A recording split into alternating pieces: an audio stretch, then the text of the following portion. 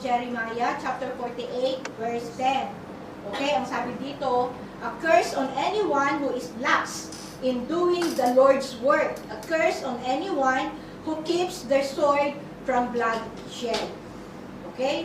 So, ito po yung reminder sa atin ng Panginoon. Pinapaalalahanan po tayo ng Panginoon sa verse na ito na huwag tayong magpapabaya sa gawain ng Panginoon o sa ministry natin. Okay, natandaan niyo pa ba yun? Nasabi ko huwag pabayaan yung gawain ng Panginoon at huwag pabayaan yung ministry natin. Alam niyo ba na kapag pinabayaan natin yan, we attract curses.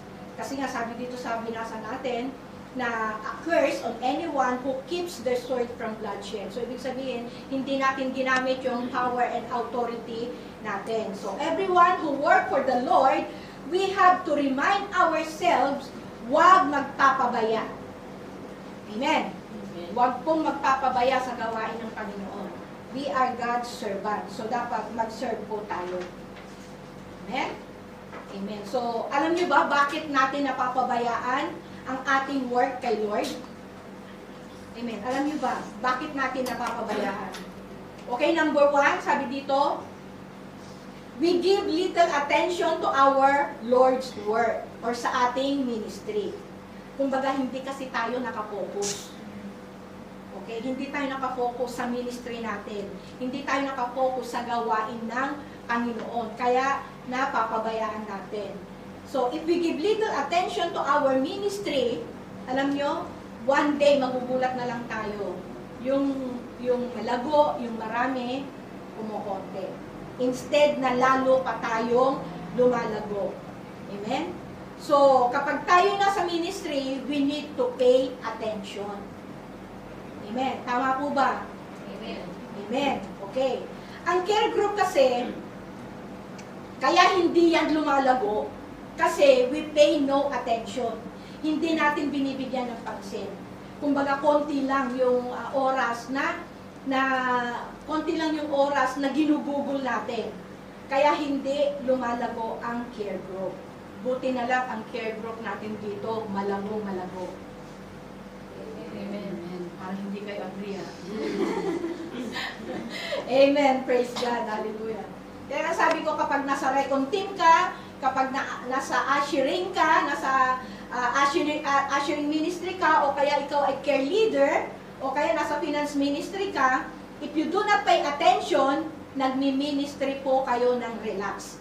Yan po yung topic natin lang the other Saturday, na nagmi-ministry tayo ng naka-relax. Ito yung sinabi sa verse natin na relax. Relax, ito yung nagpapabaya tayo. Pag sinabing relax, it is a repetition. Kumbaga, nagpapabaya tayo sa gawain ng Panginoon. Okay? Kaya, huwag tayong mag-ministry o mag-ministry na nasa relax mode. Okay? So, the first thing to do, para hindi natin mapabayaan o maneglect yung ministry natin, o para hindi tayo, so that we will not become lax in our ministry, we have to pay attention in it. Okay? Pagtuunan po natin ng pansin. Pagtuunan po natin yung trabaho, yung ating mga ministry, yung ating ministry. Amen? Amen. Okay, pangalawa. Ano yung una? We give little attention to our Lord's work or sa ating ministry, kaya napapabayaan po natin. Okay, yung pangalawa po, we have to obey and show respect on our assignments. Okay, kapag binibigyan po tayo ng assignments ng mga leader natin, ng mga pastor natin, ng mga delegated authorities natin, kapag binibigyan po tayo ng, kumbaga kung ano yung gagawin natin, amen? Hallelujah, praise God. Obey and respect it. Amen? Yes, amen. Obey and respect God-given assignment to each and every one of us. Amen. Kung ano ibinigay sa atin, huwag na po tayong magturuan. Pag binigyan ka ng assignment, huwag mo na sabihin, siya na lang, mas magaling siya. Siya na lang kasi mas marami siyang alam na verse. Siya na lang kasi, huwag na pong magturuan. Okay? Obey and respect. Kapag binigyan po kayo ng assignment, binigyan kayo ng schedule, do it. Amen? Kasi ministry po natin yan. Amen? Ministry niyo po yan. Amen? Kapag hindi tayo nagpapabaya sa ating mga assignment, God is pleased. Amen. Nagagalak po ang Panginoon. Amen. Hindi yung gagawa tayo ng alibay na para lang hindi natin magawa yung mga assignment na yon. Okay? Okay lang kung reasonable yung mga reasons natin bakit hindi natin nagawa. Pero alam nyo, walang nalilihim po sa Panginoon. Alam niya kung iniiwasan mo yung assignment na yan, yung schedule na yan, o talagang ayaw mo lang, o dahil naka-relax mode ka. Okay? So, gawin po natin. Honor and respect our God-given assignment. Amen. Kasi alam nyo, pag ginagawa po natin yan, it attracts blessings in our lives. Ang pagsunod po, alam po natin na in obedience there is blessing. In disobedience there is curse. Okay? Amen. At nalulugod po ang Panginoon kapag ginagawa po natin yan. At kung hindi natin pinababayaan yung ministry na inassign sa atin ng Panginoon, lalo na sa mga assignment na ibinigay niya sa atin. Amen. Okay, number 3. We should not leave unfinished work. Okay, ibig sabihin niya, huwag daw po nating iwan yung mga trabaho na hindi tapos. Hindi po tayo yung takasgan. Na kapag katapos na, istatakbo lang tayo. Although kahit may mga assignment pa tayo, may mga dapat pa tayong gawin dito sa templo o sa gawain ng Panginoon, is tinatakasan na po natin. Tapusin po muna natin lahat. Amen? Hallelujah. We should not leave unfinished work. Okay? Huwag natin iwanan yung mga trabaho o mga assignment natin na hindi pa tapos. Okay? So, bibigyan ko po kayo ng illustration para maunawaan po natin painam. Ano ba yung mga unfinished work? Ano ba yung mga trabaho na hindi natapos? Okay? Kapag sinabi kasing left undone or unfinished, may 3 proseso po yan. Okay? Ang process po niyan, yung una, you start from calling your disciples. Okay? Sino dito yung mga may disciples na? Leaders. Sino dito yung mga disciples na? O kahit yung mga disciples pa lang, may disciples na.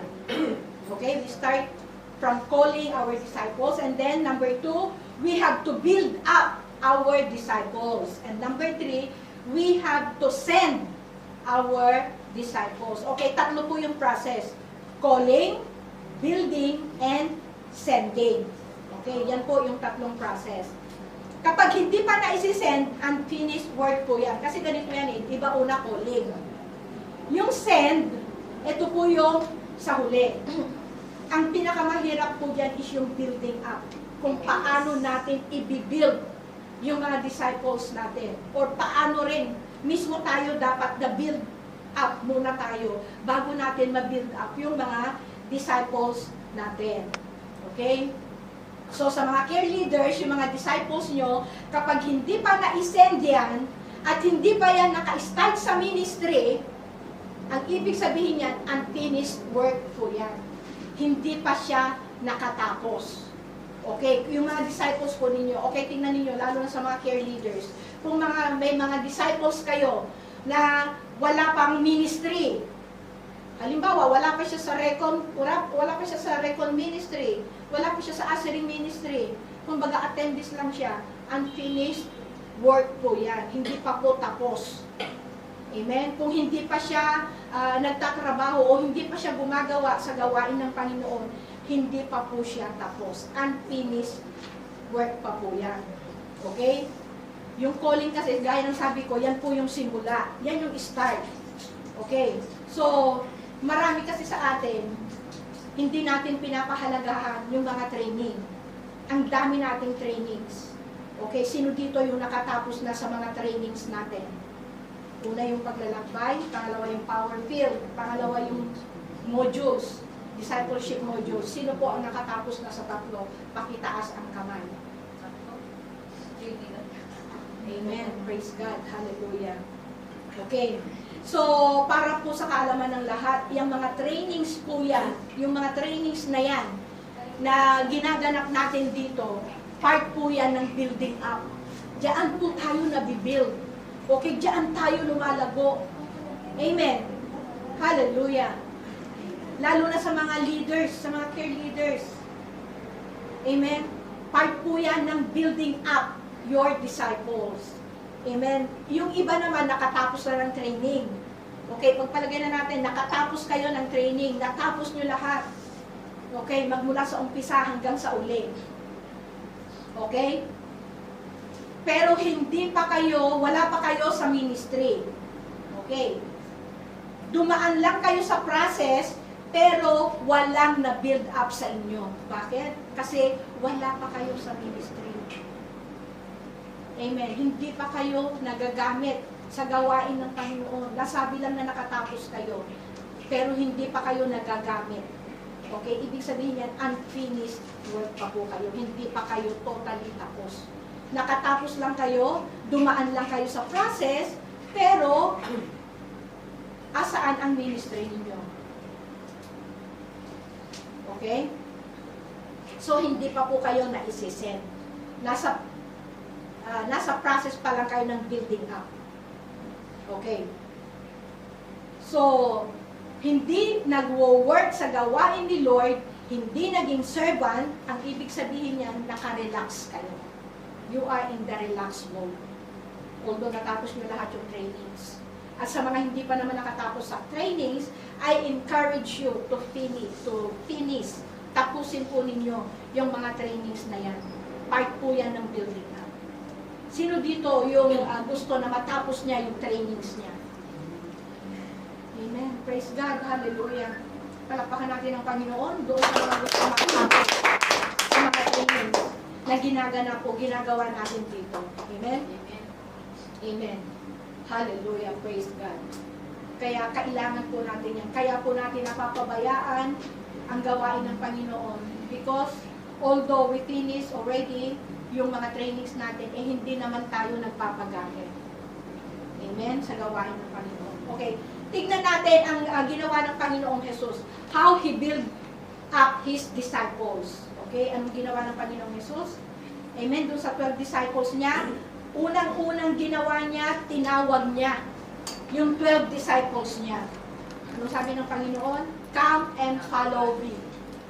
Come and follow me. Sabi ng Panginoon. So, yun po yung calling. Amen? Mababasa po ninyo yan sa Matthew chapter 4, verse 18 to 20. Yan po yung pagkakatawag sa 12 apostol ng Panginoong Jesus, yung 12 disciples niya. Una, tinawag niya sila. Okay?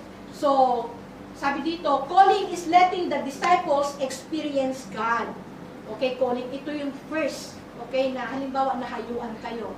Ito yung calling ninyo. Yan yung una. Yung iba, kaya hindi sila nagpapatuloy kasi hindi nila talaga na-experience ang Diyos. Hindi nila, kumbaga, hindi naisa puso yung salvation. Tama po ba? Yung salvation, hindi nila gaanong naunawaan. Hindi naisa puso, hindi naitanim sa puso nila. Hindi na pahalagahan. Kaya, hindi sila nagtatagal. Yung iba, come and go. Yung iba, hindi na naulit. Amen? Dahil doon sa salvation, hindi gaanong naunawaan. Hindi nila gaanong, kumbaga, na-experience yung presensya ng Panginoon. Kung sino ba talaga ang Diyos. Amen? Amen? You know what? Being born again is our greatest experience with God. Yes. Amen? Dapat tayo na mga born again na na-experience na natin yung kabutihan at katapatan ng Panginoon sa buhay natin. Tama? Amen? We have to experience God personally in our life. In our lives. Sino dito na i-experience niya yung nararamdaman niya ang pagkilos ng Panginoon sa kanyang buhay? Amen. Amen. Amen. Praise God. Hallelujah. Okay? So that is calling. That is the calling moment doon sa disciples ng ating Panginoon. Yan yung calling time. Okay? Gaya sa atin, ito rin yung calling time natin. Amen. To receive God. To receive Jesus Christ as our Lord and Savior. Amen. Hallelujah. Praise God.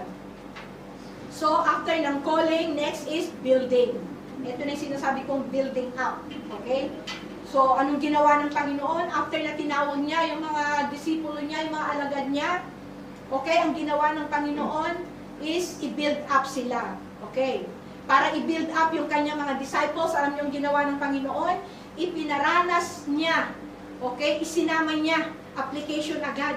Alam niyo, during that time, during the earthly ministry of our Lord Jesus Christ, wala pong training noon. Hindi kagaya natin noon na may training tayo, may mga manuals tayo. Pero that time, no, application agad. So after Jesus called His disciples, isinama niya doon sa exposure, sa application, yung mga experiences, mga death-defying circumstances. Ito yung buwis buhay. Alam niyo yung buwis buhay? Yung handa silang ibuwis yung kanilang buhay. Amen? For the purpose of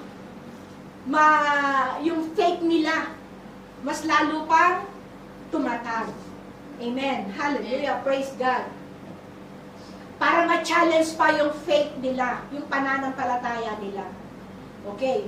So, sabi ko nga dito, kahit natapos mo lahat ng trainings, kung wala namang na-build up sa inyo, it is useless. Okay? Kahit natapos nyo lahat yung trainings, pero walang na-build up sa inyo, na hanggang ngayon wala pa rin kayo sa ministry, useless po yun. Amen? So, tignan po natin ang ginawa ng ating Panginoong Jesus. Una, ang unang build up ng Panginoong Jesus, yung faith nila, yung pananampalataya nila. Okay, tignan niyo to. Nung nakita ni Peter, si Jesus Christ na naglalakad sa ibabaw ng tubig, anong ginawa ni Peter? Naglakad din siya. Amen? Naglakad din si Peter sa ibabaw ng tubig. Okay, ang nangyari dito ngayon, okay, mababasa po ninyo yan sa Matthew chapter 14 verses 22 to 33. Basahin niyo po yan. Yan po yung time na nakita ng mga disciples ang Panginoong Jesus na lumalakad sa ibabaw ng tubig. Kasi yan yung time noon na kumbaga may malakas na unos sa gitna ng dagat. And then that time, Jesus Christ came walking on water para i-save sila. Okay? So, nung makita siya ni Peter, naglakad din po si Peter. So, ang nangyari doon, na-challenge po yung faith nila. Amen. Nakita po nila yun. So, their faith was being challenged. Okay.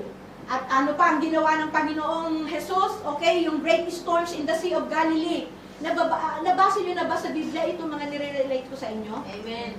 Amen. Praise God. Hallelujah. Ito na naman, meron na naman great storm sa Sea of Galilee na naman. Okay, ito yung malakas na unos, malakas na bagyo, na halos lumubog na yung bangkang sinasakyan nila. Imagine ha, doon sa bangka na yon, kasama na nila ang Panginoong Jesus. Okay? Pero dumanas pa rin sila ng matinding bagyo. Amen? So kahit po tayo mga Kristiyano na, dumaranas pa rin po tayo. Kahit nasa Panginoong Jesus na po tayo. Kahit may tiwala na po tayo sa Panginoon. Kahit sabihin natin na Jesus is our Lord and Savior, dadaan at dadaan pa rin po tayo sa mga pagsubok sa buhay. Amen? Amen. So, anong nangyari dito? Excuse me. Ano pong ginagawa ng Panginoong Jesus nung nangyari? Natutulog po siya. Amen? So, anong ginawa po nila? Ng mga disciples? Ginising po ang Panginoong Jesus. Amen. At ang ginawa ng Panginoong Jesus, tumayo siya, sinaway ang hangin, pinatigil ang alon. Anong nangyari? Tumigil ba? Yes. Yes. Amen. At pagkatapos na, ano sabi ng Panginoong Jesus? Where is your faith? Nasaan ang pananampalataya ninyo? Amen? So doon, na-challenge na naman yung faith nila doon. Amen. Hallelujah. So yan po yung sinasabi ko na, kumbaga, ang pagsunod ko sa ating Panginoon is, hindi po ito smooth road. Dadanas at dadanas po tayo ng mga pagsubok. Halos ibuwis po natin ang buhay natin. Pero hindi sila sumuko. Amen? Nag-level up yung faith nila. Na-challenge yung faith nila. Okay. Next, okay. Nakita nila dito, kasi isinama talaga sila ng Panginoong Jesus. Lahat ng ginagawa ng Panginoong Jesus, nakita. Nakita po ng mga alagad niya.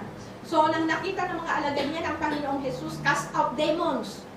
Nag-cast out ng demons. Okay, makikita po ninyo yan sa Luke chapter 11 verse 14 at sa Matthew chapter 8 verse 16. Nang makita nila yon, pati po sila nag-cast out na din. Nagpalayas na rin po sila ng mga bad spirit, ng mga demons. Okay, yun ang training nila. Amen? Hallelujah. Hindi lang yan, meron pa. When Jesus healed the sick. Okay, mababasa ninyo yan sa Mark chapter 1 verse 34, sa Matthew 14 verse 14. Okay, nang makita nila na nagpapagaling ang Panginoong Jesus ng mga may sakit, ang mga disipulo niya nagpapagaling na rin. Amen. Amen. Yun po yung training nila. Doon binibuild up ng Panginoon yung mga alagad niya. Kaya sa atin, gaano na tayo katagal na Kristiyano? May na-build up na po ba sa atin? Amen. Hallelujah. Amen, Lord. Amen. Praise God. Hallelujah. So yun po yung training nila. Amen. Yun yung kumbaga application agad yun. Hallelujah. Praise God. So kaya mga care leaders, you have to show your disciples that you have faith para makita nila yon sa atin, sa inyo. Yes. Amen. Ipakita natin sa mga disciples natin, sa mga care members natin, na malakas na meron tayong pananampalataya. Amen. Unshakable faith, strong faith. Yes. Amen. Amen. Kasi kapag nakita sa atin yon, yung mga disciples natin, magkakaroon din ng ganong klaseng pananampalataya. Yes, Lord. Amen? Amen. Amen. Praise God. Hallelujah. Pag nakita yun ng mga disciples natin, they will also have the spirit of faith. Like us leaders. Amen? Hallelujah. Praise God. Okay, nang matapos nga i-build ng Panginoon yung faith nila, ang next na binild up ng Panginoon sa kanila is yung kanilang prayer life. Prayer life ng mga disciples. Tignan ninyo ha, mga alagad na sila ng Panginoong Hesus. Anong sabi nila? Panginoon, turuan nyo naman kami manalangin. Amen. Sino dito hindi pa marunong manalangin? Ask God, Lord, teach me how to pray. Yun po ang ginawa ng mga disciples ng Panginoong Hesus. Binild up ng Panginoong Hesus yung prayer life nila. Amen? Mababasa po ninyo yan sa Luke chapter 11, verse 1 to 13. Okay. Kaya tinuruan po sila ng Panginoong Hesus nung sinabi nila sa Panginoong Hesus na turuan silang manalangin, tinuruan po sila ng Panginoon. Ano yung itinuro sa kanilang panalangin? The Lord's Prayer. O baka naman meron pa dito sa atin, hindi nakakaalam na Our Father. Lahat tayo alam na, di ba? Amen. Palakpakan natin ang Panginoon dahil marunong tayo manalangin. Amen. So, ibig sabihin niya, na-build up tayo ng Panginoon sa ating prayer life. Amen. Kaya mga care leaders, huwag tayo magpapabaya sa pag-build up ng ating mga disciples. Okay? Hindi yung hanggang follow up lang tayo. Huwag tayo makontento na pinapollow up lang natin sila. At huwag din tayo makontento na, kumbaga, lagi silang present every Saturday. Kumbaga, parang attendees lang sila. Huwag hanggang doon lang. Amen? We have to build them up. Amen? Para mas lalo pa silang lumago. Amen? We have to help them to build up their faith. We have to help them to build up their prayer lives. Okay? By demonstration. Ipakita natin, wag lang po sa puro lessons. Kasi alam nyo kung anong klaseng leader tayo, ganun din klaseng disciples ang mapoproduce natin. Who we are is whom we produce. Kung anong klaseng leader tayo. Kung tayo yung leader na hindi gumagawa, expect na natin hindi rin po gagawa ang mga disciples natin. Pero kapag tayo yung leaders na mas marami ang gawa sa gawa, kasi may mga leaders na mas marami ang gawa sa gawa. Buti na lang walang ganung klaseng leaders dito sa atin. Puro gawa ang mga leaders natin. Amen? Kaya yung napoproduce natin mga disciples, lalo pang lumalago. Amen. Praise God. Hallelujah. Amen. Hallelujah. So, alam niyo ba na lahat tayo tinawag ng Panginoon? Kasi, sabi nga na tayo yung mga tinawag. Tayo yung mga pinili. Amen. We are God's chosen vessels. We are the called ones. Amen. Hallelujah. So, pag tinawag tayo, dahil tayo tinawag na ng Panginoon, dapat na-build up na yung faith natin. Okay, yung compassion natin, yung pag-ibig natin, yung commitment natin, yung dedication natin, dapat nabibuild up sa atin yan. Amen? Okay, meron na bang na-build up sa buhay nyo? Amen. Amen, praise God, hallelujah. Kanina lang, yung sabi ko, na alam niyo, our Father, nag-yes kayo lahat, ibig sabihin, na-build up na yung prayer life ninyo. Amen? Hallelujah. So, huwag po kayong papayag na hanggang dyan lang kayo. Naisin nyo pa na lumago sa gawain ng Panginoon. Lumago yung relasyon natin sa Panginoon. Amen? Imagine, tinawag tayo. Kasi, tignan niyo ha, tinawag tayo, pinili tayo ng Panginoon. Sabi nga sa 1 Peter chapter 2, verse 9, but you are a chosen people, a royal priesthood, a holy nation, God's special possession. Okay, biro niyo, ito yung kumbaga, eto tayo. Okay, tapos, wala man lang na build up sa buhay natin. Okay? Hanggang ngayon, hindi pa rin tayo committed, hindi pa rin dedicated, hanggang ngayon, hindi pa rin tayo marunong mag-pray, hanggang ngayon, wala pa rin faith. Kung wala tayo nito, anong nangyayari sa atin? What's happening to us? Buti na lang, hindi tayo ito. Amen. Sabi mo sa katabi mo, hindi ikaw ito. Hindi ikaw ito. Amen. Nasa kabilang church yun. Amen. Kasi tayo dito marami nang nabibuild up sa atin. Amen? Amen. I pray that this year, let us affirm our calling into the next level. Huwag lang tayo manatili sa ganitong level. Dapat nagle-level up tayo. Kasi araw-araw naman binabago pa tayo ng Panginoon, di ba? Kapag willing tayo magpabago, nagle-level up tayo. Amen. Amen. Praise God. Hallelujah. Dapat lahat tayo mag-mature sa gawain ng Panginoon para maging kapakipakinabang tayo sa gawain ng Panginoon. Amen? Okay, Amen. hindi pa pupuli ang lahat. May time pa, may oras pa, pero kukunti na lang. Okay? Konti na lang po ang nalalapit. Malapit na pong dumating ang ating Panginoon. Amen? Kasi alam natin may mga signs na po ng second coming. Okay? Next, na ginawa ng Panginoong Jesus sa kanyang mga disciples niya, He built up, ito yung He showed them the miracle. Okay, nagpakita ng miracle, ng himala ang ating Panginoong Jesus. Ano yung unang miracle na ipinakita niya? Ito yung the feeding of 5,000. More than 5,000 persons. Okay, yung 5,000 po kasi, mga kalalakihan lang po yan. Hindi pa po kasama dyan yung mga kababaihan at yung mga bata. Okay, sa dami niyan, kasi ito yung time na nagtuturo ang Panginoong Hesus. Sa tuwing nagtuturo kasi siya, lagi siyang pinupuntahan ng mga tao. Sinusundan siya ng mga tao. And this time, ito yung napakaraming tao. At nasaan sila? Nasa liblib na lugar po sila. Okay, itong miracle na ito, magbabasa niyo po yan sa Matthew, Mark, Luke, John. Makikita niyo po yan, the feeding of 5,000. Okay. Noong dumidilim na, andun pa rin, hindi pa rin nababawasan ng tao. Madilim na yung, kumbaga madilim na sa lugar nila kung saan nagtuturo ang ating Panginoong Jesus. Okay? So, at nasa liblib na lugar sila. Okay, sabi ng mga disciples niya, sabi niya, Guro, dumidilim na, nasa liblib na lugar tayo. Sabi niya, pauwiin mo na sila. Sabi ng mga alagad niya. Okay, ano sabi ng Panginoon? Pakainin ninyo sila. Okay? Alam nyo, kaya ginawa ito ng Panginoon, tinetest niya na naman. Sinusubukan niya kung lumalago ba yung pananampalataya ng mga disipulo niya. Okay? Sabi ng Panginoon, pakainin niyo sila, feed them.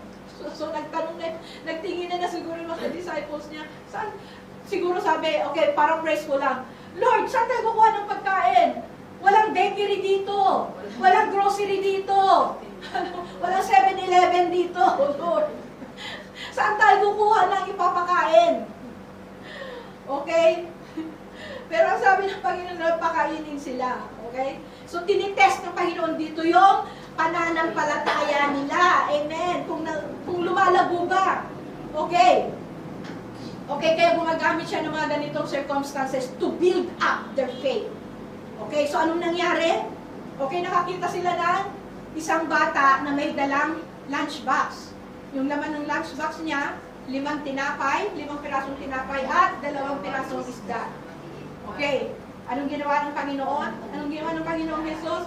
Kinuha po niya yon, itinaas at nanalangin. Okay. After ng nanalangin ang ating Panginoong Jesus, okay, ito na yung nakita ng disciples na yun nung kinuha yung 5 pirasong tinapay at 2 pirasong isda, nakita ng mga alagad niya na itinaas ng Panginoon yun at nanalangin siya. At ano ang nangyari?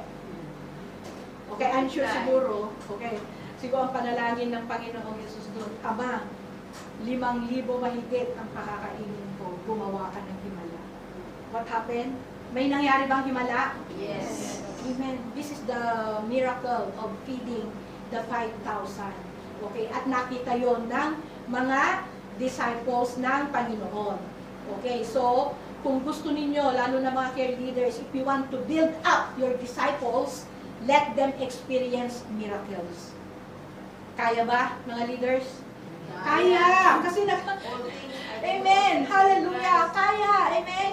Ang Diyos natin ay Diyos ng himala. Amen. Kung nakakagawa, sinabi na nga kanina dito sa past lessons natin, na nung nagpagaling ang Panginoong Jesus ng mga may sakit, yung mga alagad niya, nagpagaling na rin ng may sakit. Nung nag-cast out ng demon ng Panginoong Jesus, nag-cast out na rin ng demon. Yung pakaya na himala ang hindi natin magagawa. Actually, nakakagawa na tayo, pero minsan, naniniglect lang natin na yun is nakagawa tayo ng himala, ng miracle. Amen. Minsan kasi hindi natin na, kumbaga parang hindi natin napapansin na parang ano lang. Yung halimbawa lang, okay, example lang. May nasirang gamit, tapos bigla wala ka namang knowledge sa gamit, sa paggawa ng gamit na yun. Bigla nagawa mo. Is it a miracle? Yes. Yes, because miracle is also a gift. Amen. Spiritual gift po ang miracles. Amen? Amen. So, leaders, we have to build up our disciples by showing them miracles. Amen. We have to teach our disciple. Ito yung kasi alam nyo, karamihan sa mga disciples natin, yung mga, lalo na yung mga bago pa lang, na hindi pa masyadong nakakakilala sa Panginoon, ito yung laging nagwo-worry yan. So, dapat, in times of worrying, sa mga disciples natin, ito yung i-encourage natin sila that in the moment of nothingness, in the moment of kawalan, may pag-asa. Amen? Hallelujah. Yung kapag walang-wala na sila, o kung halimbawa, kahit tayo minsan, dumaranas din naman tayo, na kapag walang-wala na tayo, okay, ito yung nag-aalala tayo, okay, yung kumbaga parang nagkukulang na tayo, or maybe we are experiencing, ito yung halimbawa nangyayari sa atin na na-overwhelm tayo, okay, yung nahihirapan tayo, minsan dumaranas tayo, minsan nagkatanong tayo na, Lord, pasukan na naman, o should I say, enrollment na ba? Yes. Enrollment na, di ba? Okay, Lord, enrollment na naman, saan ako kukuha? Lord, yung bahay ko, nasimulan ko na hanggang ngayon, hindi pa rin tapos. Lord, yung hinuhulugan kong sasakyan. O, minsan, mas higit pa dito yung nararanasan natin. Dumadaan tayo sa mga ganitong pagsubok. Okay? Na-overwhelm tayo. Okay? So, alam nyo, ano man yung nasa kamay ninyo, ano man yung meron kayo, gaano man kaliit yan, ilagay ninyo sa kamay ng Panginoon. And it will produce miracle. Amen. Amen? May himalang mangyayari. Amen? Kagaya po ng 5 pirasong tinapay at 2 pirasong isda. Konti lang yon. Hindi yun kasya sa 5,000. At kung yung salary mo, yung sweldo mo, hindi yun kasya. Amen? Sa pangangailangan mo. Amen? Itaas mo po sa Panginoon. Ilagay mo sa mga kamay ng Panginoon. And it will multiply. So, sobra pa. Amen? So, God is speaking to us here in terms of giving. Amen? So, wag po tayong tumakas during giving. Okay? Dapat excited tayo sa pagbibigay. Kasi ito po, ang pagbibigay po, generosity is the key to prosperity. Amen. At ang pagbibigay po, ito po yung susi para mabuksan ang durungawan ng langit. Upang ibuhos ng Panginoon yung mga biyaya at pagpapala na wala kayong sukat, wala tayong sukat paglagyan. Sino dito gusto maranasan yon? Amen? Yung halos Ang dami mo ng pagpapala, sunod-sunod ang pagdating ng pagpapala mo. Halos wala ka ng paglagyan. Hindi ka nagkukulang. Amen? Ang susi po doon is pagbibigay. Amen? Kasi the more we give, the more we receive. Amen? Give and it shall be given to you. Amen? So wag po tayong maging kuripot. Wala pong Kristiyanong kuripot. Amen? Amen. Kapag kuripot ka, ibig sabihin hindi ka po Kristiyano. Buti na lang lahat tayo dito Kristiyano kasi walang kuripot. Amen? Amen. All out support tayo in pagdating sa giving time. Amen. Amen. Praise God. Hallelujah. So, kapag, sabi ko nga, kapag po konti yung nasa kamay mo, kapag po konti yung meron ka, ilagay mo sa kamay ng Panginoon and see how God do or perform a miracles in your situation. Amen? Amen. Praise God. Hallelujah. Kung yung sweldo mo hindi kasya, itaas mo sa Panginoon. And of course, kasama po dyan sa pagbibigay. Alam nyo, madaling magbigay kapag meron. Pero kapag wala, ang hirap magbigay. Tama. Kasi wala ka nga eh. Ano ibibigay mo pag wala ka? Amen? Pero hindi naman tayo siguro, kumbaga dumating sa sitwasyon na walang-wala. Meron at meron pa rin yan. So, diyan po, andyan po yung sacrificial giving na kahit wala ka na, nakakapagbigay ka pa rin. Kagaya po ng babaeng balon na ibinigay niya lahat. Ilang kusing lang yun. Kumbaga, yun na lang yung natitira sa kanya. Ni hindi man lang siya nag-alala na kapag ibinigay ko lahat ito, paano na lang ako? Diba? Anong ginawa niya? Binigay niya po lahat yun. Amen? So, if God challenge you in giving what you have today, do it. Makikita ninyo kung paano maranasan ninyo ang himala ng Panginoon sa buhay niyo. Amen? Amen. Amen. Sino dito gusto makaranas ng himala? Amen. Lahat tayo gusto, di ba? Amen. Hallelujah. Kaya sabi ko, ilagay nyo sa kamay ng Panginoon. Isinalangin mo at gagawa ng himala ang Panginoon. Amen. Ano man ang sitwasyon mo. Amen. Amen. So after Jesus prayed, anong nangyari? Dumami agad yung tinapay at yung isda at napakain po lahat ng nandoon. At may sumobra pa, may inuwi pa po. Biro nyo ha, tignan ninyo. Ilang basket yung natira? 12. Di ba? Ilan yung disciples ng Panginoon? Ilan yung alaga ng Panginoon? 12. So may tig-isa pa silang naiuwi. Okay? So, okay, eto na, pumunta na tayo sa sending. Di ba? Tapos na tayo sa calling. Okay? Eto yung nasa building up tayo. So, eto na ngayon yung sending. Okay? So, pag na-build up na, nung na-build up na yung mga alagad ng ating Panginoong Hesus, at kapag na-build up na rin yung mga disciples natin, pwede na po natin silang i-send. Okay? Okay, sabi ng Panginoon, nung naipag-pray niya, ipamahagi nyo na yung tinapay at isda na bunga ng himala ng panalangin. Amen. So, nag-distribute na po yung 12 disciples ng ating Panginoon Jesus. Okay. After building up their faith,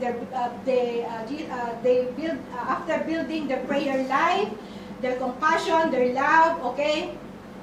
Now, yung ano naman, yung himala ang na-build up, miracles. Jesus built in His disciples. Okay, now it's time for them to send. Okay, sinend na sila. Okay, you are now ready to serve. Okay, sending means, okay, listen. Sending means you are now ready to serve. And remember this, you cannot serve without having a servant heart. And Jesus is the best example of having a servant heart. Okay, napansin nyo ba na sa dami ng tao na pinakain nila, more than 5,000, 12 lang po ang nag-serve. Pwede naman sabihin ng Panginoong Jesus, okay, tulungan nyo nga yung 12 disciples ko para madali ang pagpapakain, para madali mag-distribute. Pero anong ginawa ng Panginoon? Yung mga alagad lang po niya ang isinend niya. Yung mga alagad lang po niya na 12 ang inutusan niyang mag-distribute. Okay. Hallelujah. Okay, bakit yung mga alagad lang niya? Why? Alam niyo ba, because God never trust anybody na hindi na-trained ng mainam. Okay, so kapag hindi pa tayo well-trained, okay, mahihirapan pa tayo na sumunod sa ipinagagawa ng Panginoon. Okay? Kapag hindi pa na-train yung faith natin, kung wala pang compassion or love sa puso natin, okay, mahirap po tayo mag-serve. Okay, so ang ginawa ng Panginoon, dahil well-trained na yung kanyang 12 disciples, eto na, isinend na niya na mahagi na sila. Alam niyo kung bakit kasi hindi pa well-trained, okay, kung halimbawa ang Panginoong Jesus dito, nag-assign pa ng ibang tao, baka kasi yung iba na inassign, porket ka mag-anak, 5 tinapay ang ibibigay. Okay, porque kaibigan, okay, mas marami yung ibibigay. Amen? Hallelujah. Kumbaga, ang sinend lang talaga ng Panginoon is yung well-trained. Amen. Amen. At ito yung mga disciples niya. Okay? Okay, sila yung, kumbaga, they obey what Jesus told them. Okay, distribute. Sabi niya gano'n.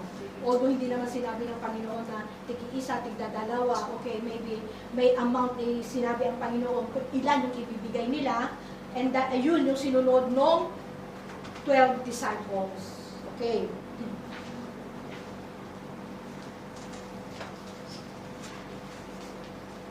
At hindi naman kasi, kumbaga, hindi makakasunod ng mainam yung mga disciples ng ating Panginoong Jesus kung wala silang servant heart. Kasi na-build up na po sila ng Panginoon. So, in ministry, okay, ministry is an act of serving God and serving people. Hindi tayo makakapag-serve ng maayos if our life is not yet built up. Or most probably, kung ang puso natin hindi ayos. Dapat, in building up, pati puso natin na build up na rin. Pati puso natin na ayos na rin. Okay? Wala na dyan yung mga hatred, wala na dyan yung mga hindi pagpapatawad, wala na dyan yung inggit, lahat dyan, pati puso natin na ayos na. Amen? So that we can serve God ng mainam. Amen? Okay. So, isipin natin, alalahanin natin, lalo na mga leaders kami, mga disciples, marami pong mga disciples na makukulit. Amen. Maraming mga disciples na matitigas ang ulo. Okay, kung napapansin ninyo, makukulit din naman yung mga disciples ng Panginoong Jesus, di ba? May kakulitan din sila minsan. Pero may nabasa ba kayo sa Biblia na merong binatukan o merong tinalo ang Panginoong Jesus sa kanila? No. Jesus Christ trained them well. Yung compassion ng Panginoon. Okay, hallelujah. Kahit makukulit sila, hindi po nawalan ng pasensya ang ating Panginoong Jesus para i-train yung mga 12 disciples na yon. Okay? So, ganyan din po yung mga leaders natin. Nakita natin yung mga leaders natin, how they train their disciples. Wala pong leaders na namamalo. Wala pong leaders na namumurot pag hindi kayo sumusunod. Amen. Kaya huwag po nating ubusin ang pasensya ng mga leaders natin. Amen. Kasi may hangganan din po ang pasensya. Amen? Pero yung mga leaders natin hindi nawawalan ng pasensya because they bear the fruit of the Holy Spirit, self-control and patience. Amen. Amen? Hallelujah. Praise God. Amen. Okay, kasi hindi natin alam kapag well-trained natin yung mga disciples na yan. Hindi natin alam. Baka mamaya, yung isa sa mga disciples na yan, merong Apostle Paul dyan. Merong Apostle Peter dyan. May pastor dyan. May bishop dyan. Amen. Kaya mga leaders, wag nating sukuan yung mga disciples na yan. Amen. Continue to train them. Continue to build them up. Amen. Hello, mga leaders. Amen. Amen. Praise God. Hallelujah. Hallelujah. Alam niyo ba mga leaders, ang fulfillment natin is makita yung mga disciples natin na nagsiserve na. Amen. Yan na yung last after ng calling, building up, and sending. After na nasend na natin sila, yan na yung gagawa na sila. They are ready to serve. Amen. Yung pagsiserve nila, ito yung punong-puno ng faith, punong-puno ng compassion, punong-puno ng love, punong-puno ng prayer, ng commitment. Amen? Hallelujah. So mga leaders, tignan natin, kaya nga nung sabi ko, who we are is whom. is whom what we produce. Amen. Kung anong klase ng leader tayo, ganun din ang klase ng disciples na mapuproduce natin.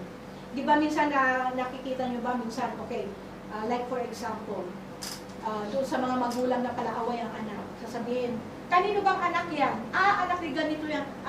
No wonder, kaya pala ganyan din kasi ganyan din yung magulang. Okay, ganun din po tayo ng mga leaders. Yeah.